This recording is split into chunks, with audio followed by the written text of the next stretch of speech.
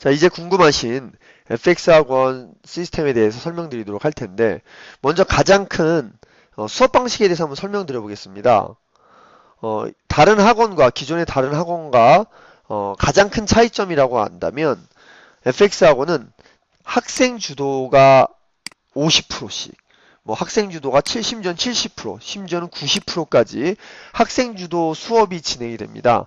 뭐 요즘에 뭐 핫 이슈로 등장하고 있는 게 가르치는 수학이라 해서 학생이 선생님을 가르친다. 뭐 이런 식의 수학들이 있는데 사실은 교육적으로 가치가 있습니다. 근데 그 교육적으로 가치가 있다는 건 최근에 유행하는 것이 아니고요. 수학 교육에선 이미 오래전부터 뭐 10년, 20년 전부터 정말로 필요한 내용이었다라고 생각을 했으나 현실적으로 적용하기에 좀 어려움이 있어서 피했던 내용들이거든요. 근데 이제 FX수학에서는 이미 15년 전부터 학생 주도 중심의 수업이 진행이 되고 있고요. 그러다 보니까 죄송한 말씀이지만 모두에게 맞는 학원은 아니다. 모두에게 적합한이라는 단어를 쓰겠습니다. 모두에게 적합한 학원은 아니다. 최소한 자신의 의견을 남한테 정확하게 설명할 수 있어야 되겠습니다. 자신의 생각을 설명할 수 있어야 되겠죠. 예, 그러려면 완전히 알지 못하면 네, 아시죠? 어머님들도 부모님들도 아실 겁니다. 완전히 알지 못하면 다른 친구들을 설득할 수가 없겠죠. 그죠? 자, 수업은 크게 선행 원리 수업이 있고요. 볼까요? 예, 선행 원리 수업이 있고요. 이렇게 선행 원리 수업, 그다음 선행 심화 수업, 내신 수업, 방학 특강 수업, 크게 이제 4개의 유형으로 나누어집니다. 먼저 이 각각에 따른 교사 주도와 학생 주도에 대한 그 내용을 좀 살펴보시면, 이제 당연히 원리 수업은 어쩔 수 없이 교사가 주도할 수밖에 없겠죠.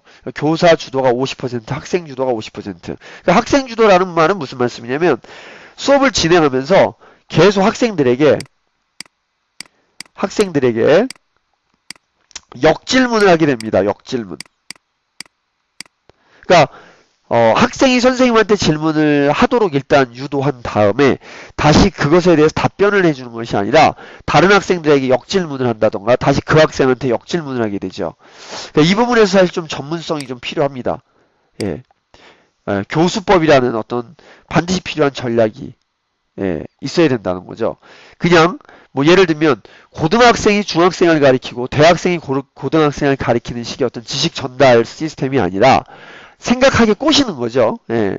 뭐 좀 꼬신다는 표현이 나쁘게 들릴 수도 있는데 결국 생각하게끔 유도하는 그런 수업이 진행이 된다고 보시면 되고요.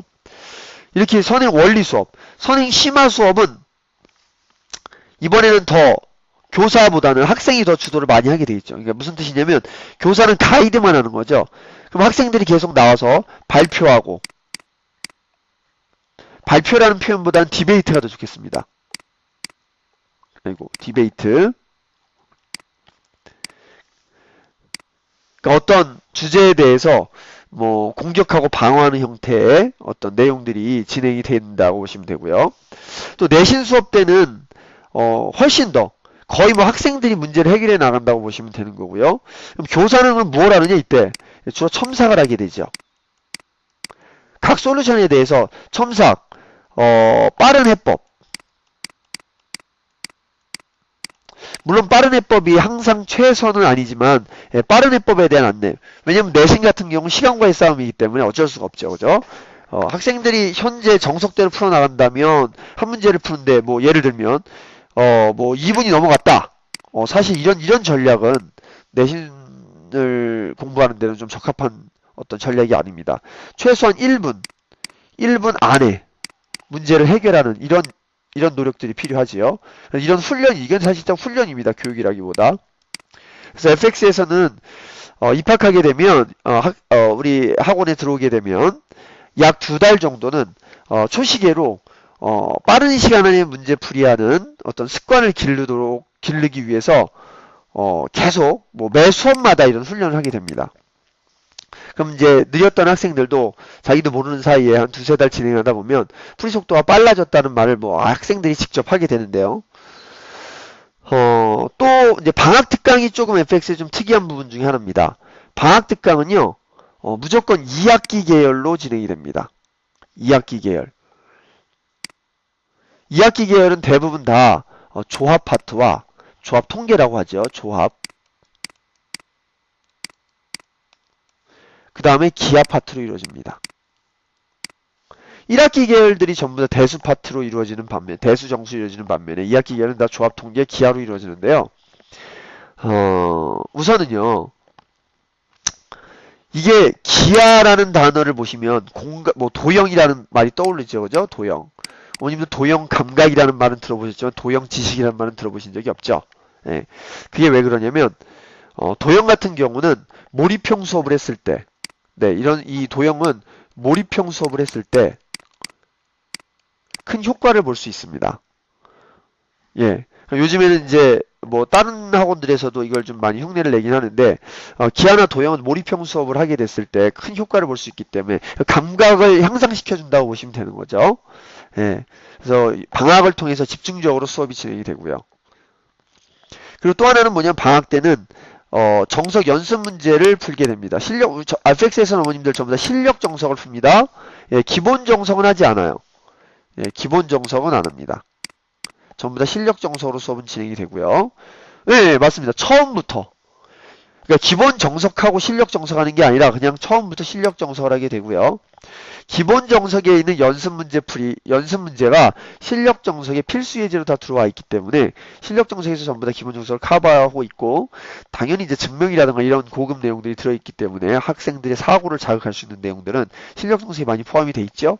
그리고 선생님들은 뭐 이 정석 책을 보고 지도하시는 건 아니고요. 각각의 어떤 개인 강의록들이 별도로 있기 때문에 그걸 이용해서 수업을 진행하십니다. 3학년 때는, 네, 3학년 때는 네, 고등 선행을 추가로 진행하기도 합니다. 자, 정리하면 방학 때는 주로 2학기 선행을 하게 되고요. 그러니까 1학기 선행을 하겠다라고 어머님들이 문의가 많이 오시는데 방학 때 1학기 선행이 이루어지지 않습니다. 전부 다 2학기 선행만 이루어지고요. 이제 학기 중에는 실력 정석 연습 문제는 빼놓고 수업합니다. 뒤에서 또 다시 한번 교재에 대해 설명을 드릴 텐데 뭐 이유가 있죠. 연습 문제 같은 경우는 모든 이론을 안 상태에서 접근의 효과를 볼 수 있는데 현재 그 단원의 이론만 가지고는 그 연습 문제를 해결했을 때 되게 지엽적인 학습밖에 되지 않기 때문에 그렇습니다. 자, 그러면 크게 이제 보셨듯이 원리 수업, 심화 수업, 내신 수업, 방학 특강 수업이 있는데 이제 어머님들이 또 많이 궁금해 하시는 부분들 중에 하나가 이런 게 있어요. 왜 FX에 이미 선행이 다 끝났는데, 그죠? 우리 아이는 이제 정석 들어갈 차례입니다. 자, 중요한 대목입니다. 정석 들어갈 차례입니다. 그러니까 이제 정석만 나가주십시오. 이렇게 하는데, FX에서는 이 세 가지 채널이 다 돌아간다 그랬죠. 선행 심화, 선행 원리, 내신이 동시에 진행이 됩니다. 그리고 선행 심화 같은 경우에 정석이 아무리 끝났다 하더라도, 네, 중1, 중2, 중3, 제 말씀은 다 끝났다는 아이들도입니다. 당연히 끝나지 않은 학생들은 차근차근 해나가야 되겠죠. 다 끝났다는 학생들도 일단 심화 수업은 전부 다 이루어집니다. 심화. 왜냐면 저희 FX하고는요. 예비중일 때 입학해서 고3까지 수업을 진행하는 학원입니다. 그러니까 많은 학생들이 거의 뭐 7, 80% 학생들이 고등학교 2, 3학년 학생들이요. 중1 때 입학한 학생들이에요. 그러다 보니까 저희가 입학하게 되면 3년치 플랜을 짜드리게 되고요. 대신에 이제 진행하다가 갑자기 선생님 이 아이가 중학교 2학년 심화가 덜 돼 있어요 라고 저희가 부모님들한테 말씀드리면 뭐 그 말씀드린다고 해서 무슨 해결책이 나오는 건 아니잖아요. 때문에 FX에서 처음부터 다 손댄다는 거죠. 처음부터 심화는 다 손대겠다. 처음부터 손댄다. 그래야 저희가 책임을 질 수 있기 때문에 그렇습니다. 자, 숙제검사에 대해서 또 궁금해하시는 어머님들이 계시는데요. 자, 숙제검사는요, 기계적으로 동그라미 X, 뭐 동그라미 X 이따위, 죄송합니다. 이런 식의 어떤 접근은 형식적인 접근을 하지 않습니다. 주로 아이들이 별표 쳐올 만한 상문제 중심으로 학생들한테 발표를 시키게 되죠. 예. 그럼 발표를 시키다 보면 형식적으로 해온 학생들은 발표를 할 수 없게 되죠. 예, 그 학생은 숙제가 안 된 겁니다. 근데 이제 이게 초반부에는 선생님하고 학생하고 줄다리기가 이어지게 되는데 이 어머님들께서 또 학생 편에 서서 우리 아이가 숙제를 제대로 했는데요 라고 말하면 사실상 학원에서는 발표를 시켜보면 얘가 숙제가 제대로 됐는지 아닌지 금방 체크가 될 수 있거든요. 네.